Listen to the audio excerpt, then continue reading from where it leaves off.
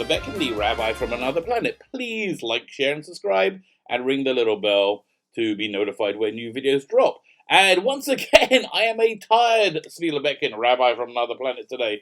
Why am I tired?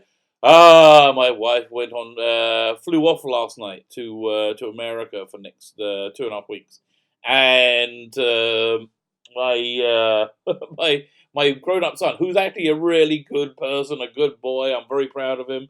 He's like 21. He's an officer in the army. He's very he's got great leadership quality. He's got a good mind. He's like again, I have a lot good to say for him.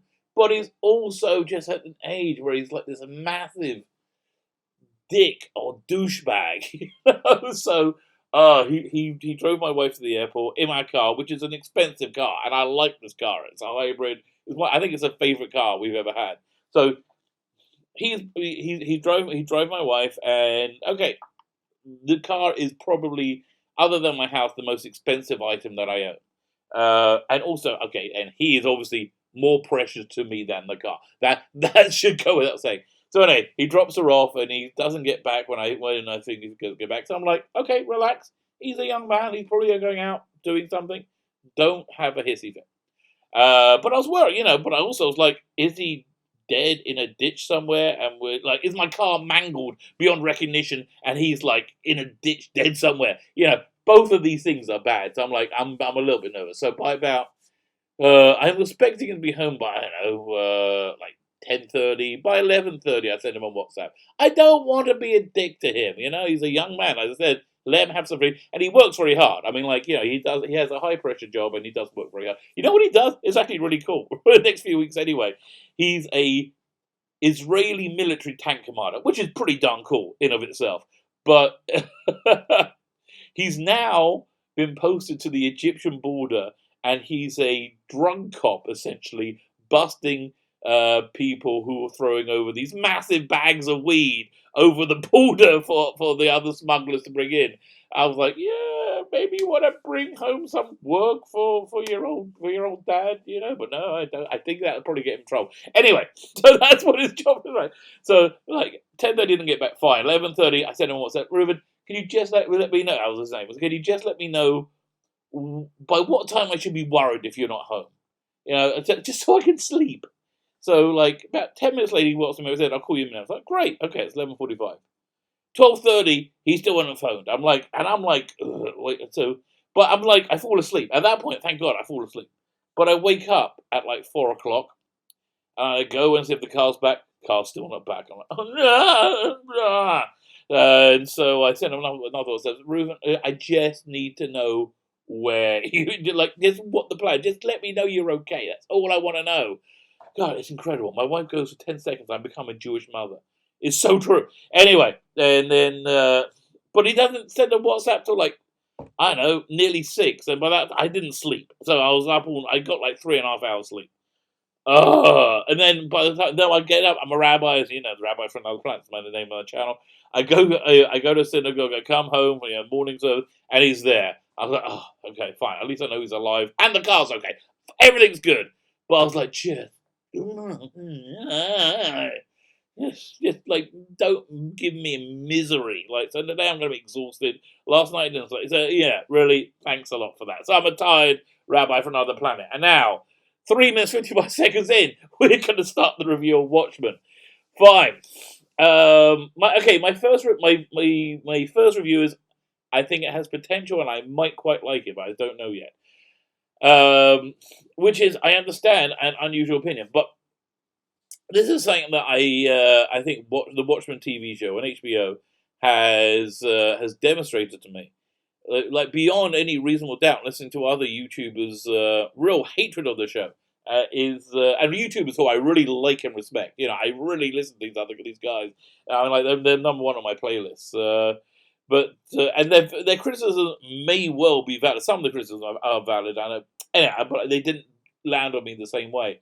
But here's what I believe: it's that the heart is the captain of the ship. The mind is subservient to the heart, and when your heart has been stamped upon, your mind is going to see what your heart expects to see. So, and I'm going to explain that as we go on. But first, let me give you a little bit of background. So, I love Watchmen. I've always loved Watchmen.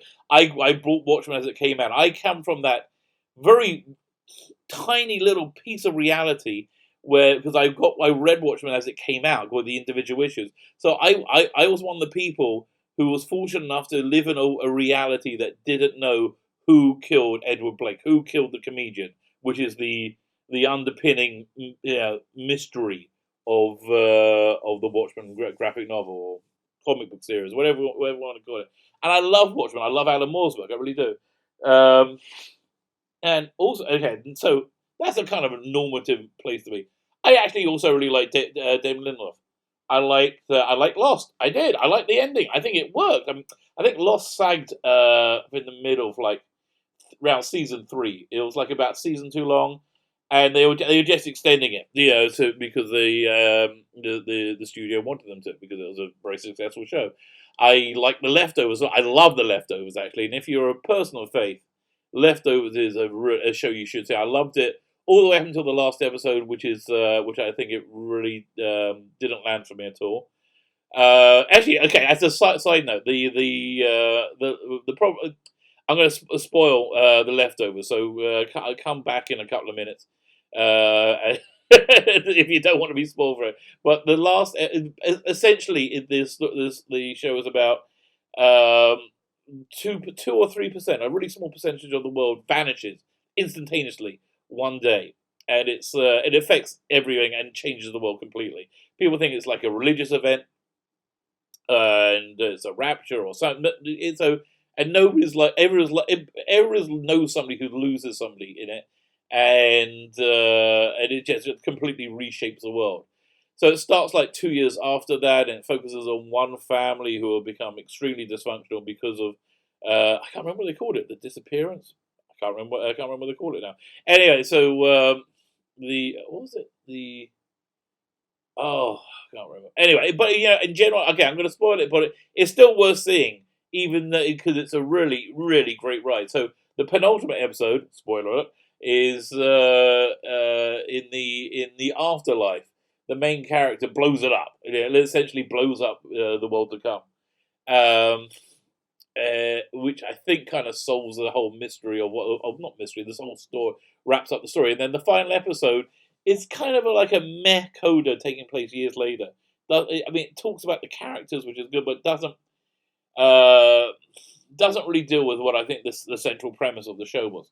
So what I think they should have done is if they showed the degradation that the loss of the spiritual world, the spiritual realm, would cause on reality, because we've really seen over the last 50 years a massive shift away from organized religion, away from religious values. And I think in recent times, and I think the last decade, maybe 2 decades, that's really taking a toll. Where I think there's a baby that's been thrown out with the bathwater with the abandonment of religious values. And I just think it's making for worse people. I think it's making for weaker people. And yeah, so that's my. So if they could have showed that kind of like the effect on this world, what losing spirituality, that would have been great, but they didn't do that. Anyway, that's my aside. Spoiler over. Fine. So yeah, that's Damon Lindelof. That's Watchmen. So the I was very I'm not ambivalent. Maybe ambivalent is the right word. Going into this, because Lindelof, again, who I like a lot. I think he's a really good writer. I don't think he deals in mystery box. He sets up mysteries, but normally he tells stories, and he talks about things, but it uses mystery as a plot telling device. But he talks about central things, which is really the meaning of life and the afterlife. I think that's the through theme I can see in his work. What it is to be human. What is a human experience? So yeah, which I think are like interesting questions. Um, but then he said that just as Watchmen, it dealt with the graphic novel, the comic book series dealt with the pressing issues of the day, which was nuclear holocaust through the Cold War. This show is going to deal with today's pressing issue, which is white supremacy. and I don't think white supremacy is the pressing issue of the day. Yeah, I think that's somewhat of a delusion. Okay, here's where I think that came from. That it came um, from political correctness is essentially a social conscience, which is a good thing, interpreted by baby brain morons.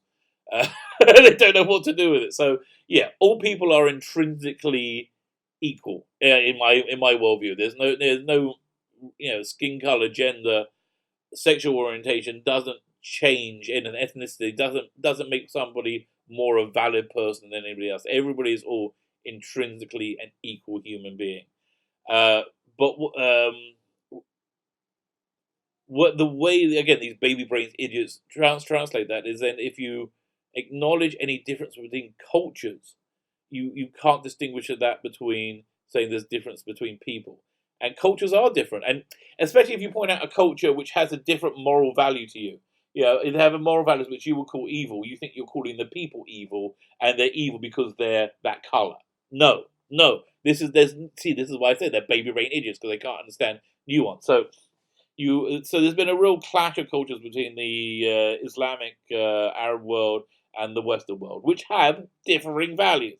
The Islamic world has different values from the Western world. There is no pluralism in the Arab world. It's not okay not to be Muslim. You know, it's like you're a second class citizen. They look down at you if you're not Muslim. It's certainly not okay to be gay, or a Jew. It's certainly not okay to be gay or lesbian, or trans. Oh yeah, and they will kill you in most countries for openly being that. So, or to like you're a woman and you don't want to wear a burqa, no, not burqa, a hijab, oh burqa in some places as well. But okay, so when these two cultures met, there's an element in Arab culture which is violent, and I'm not saying that's the entirety of it, but there is a propensity to that within an element, and it hasn't been for the last couple of years, actually. Maybe security's got better, but it's especially during the when people were fleeing Syria, and there was like this big influx of people from the Arab world into Europe. There was tons and tons of radical Islamic terrorist acts. That it was only a couple of years ago that people were running over crowds of people in trucks, like all the time. Again, it was only a couple of years ago. So these baby brain idiots thought that was an attack on anybody Muslim or anybody brown skinned or anybody average. And it wasn't. It remains not to be. But it's still, there's an acknowledgement of something in the culture that allows that to happen. But they wanted to say there's it's a comparable, there's no difference because we have white supremacists who are equally. And I have to say no, I think white supremacy obviously exists and they're obviously dangerous. And yes, they are obviously there. But is it a big issue? I think Antifa's probably a bigger issue is for the world, for like Western culture. It's like they certainly have more social acceptability than white supremacists. But I think Candace Owens, who's an African American commentator, who's also brilliantly clever. That's probably why liberals absolutely hate her because she's really clever and very very articulate. She said recently, if you made a list of the 100 issues that the African American community in America has to deal with, white supremacy wouldn't even make the top 100. Which for me sounded like crazy. I mean, like I thought it wouldn't make the top 1 or 2. Maybe it comes in around 6 or 7. But no, she says not even the top 100. I'm like, okay, well, I'm not going to. But yeah. So I just don't think it's a big deal that Lindelof and his society, with the Hollywood society, thinks it is. So he's a brilliant writer doing something with a flawed premise, and that's pretty much how it came out. So after I watched it, I went to check out what other people thought. I go to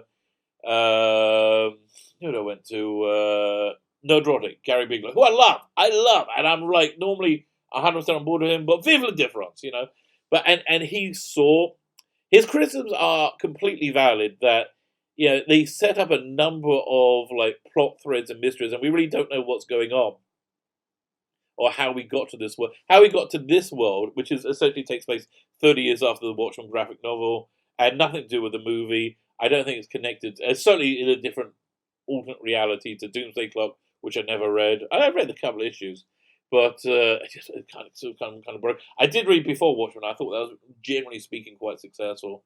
I think Michael Straczynski's Doctor Manhattan series was probably the best of those ones. Minutemen was very good as well.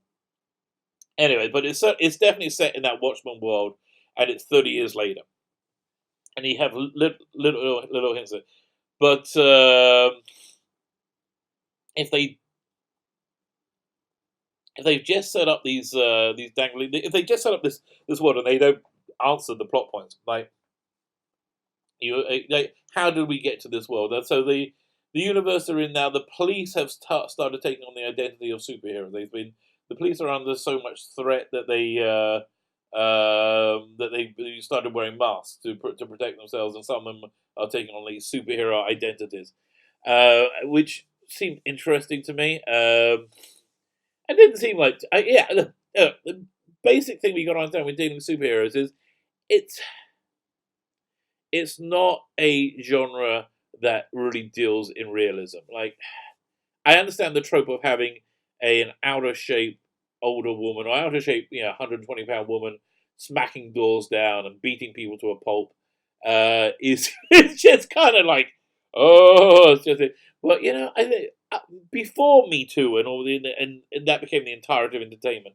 I don't think I didn't really have any problem with that. I thought it was stupid, but it was kind of charming. Like, I don't know, Batgirl. Batgirl's not going to beat anybody up. Yeah, Black Widow. Scarlett Johansson's not going to beat anybody up. But they look okay. Here's the exchange we make as comic book nerds. We're going to pretend that 120-pound little girls can beat up 250-pound massive walls of muscle. Why? So we get to see them wearing spandex and looking really, really, really hot. That's it. Okay, that's what's going on. So so nobody had a problem with nobody had a problem with jumping that reality gap before. And so again, I tried to go into this with very, very an open mind. So again, your boy Zach, Comics Matter with your boy Zach, another great channel. If you're not subscribed, you really should check him out. He really he just thought it was ridiculous to the point of hilarious, and I didn't have a problem with it because again, I find Batgirl ridiculous to the point of hilarious. Black Scarlett Johansson, Black Widow, I kind of find ridiculous. They're all ridiculous.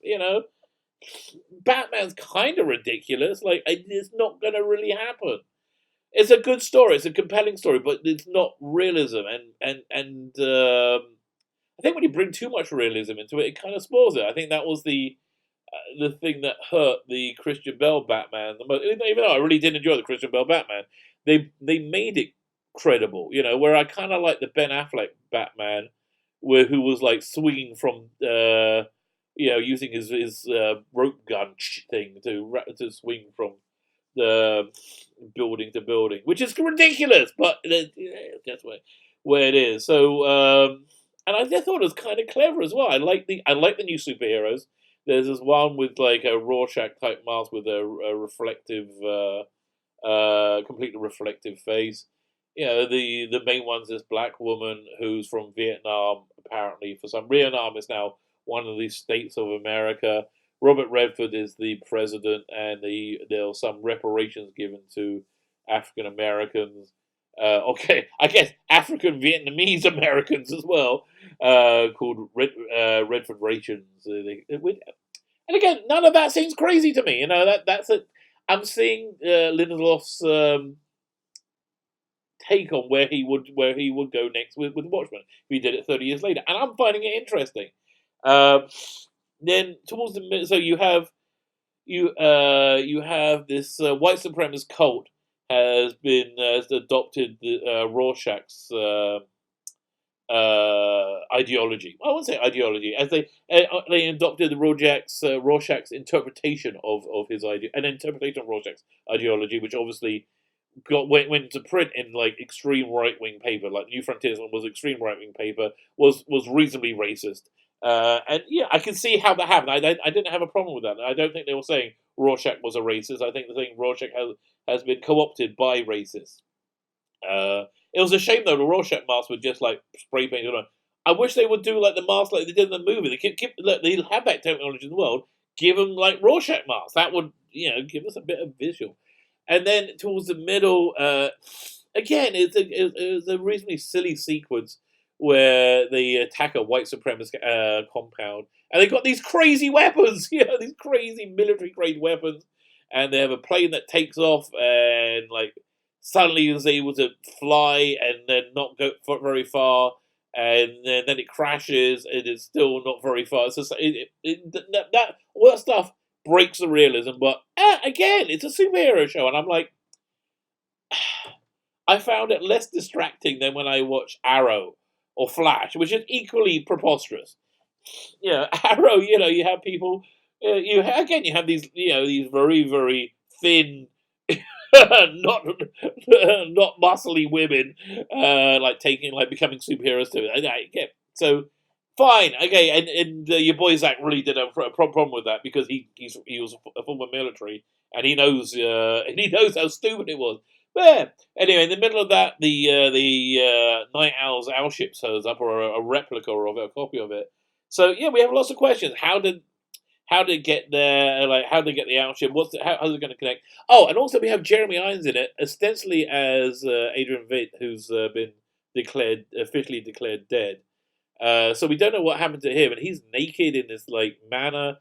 So I'm thinking the Adrian Veidt stuff, the Ozymandias stuff, it's either Ozymandias being in this other realm that he created because he's super smart. I think it's more likely though, because he's been naked a lot of that, he's either Dr. Manhattan, or Dr. Manhattan had the life form that Dr. Manhattan created, and then went back to Mars or something. And he's created this other world, and also trying to create life. So he's got these two servants that are a bit like not really together. You can't tell the difference between a horseshoe and a cake knife. So again, they set up a lot of it's a first episode that left with a lot of questions. If Nerdorotic, Gary Brugger's premise that these questions are not going to be paid off, but they're going to be ignored, his criticisms are 100% correct. But I'm a type of guy who likes to sit on the fence and wait and see what happens first. Like, honestly, I didn't think Obama would be a great president, but I sat on the fence about it for like most of his first term, and it was just before his first term I said, I think he's bad news.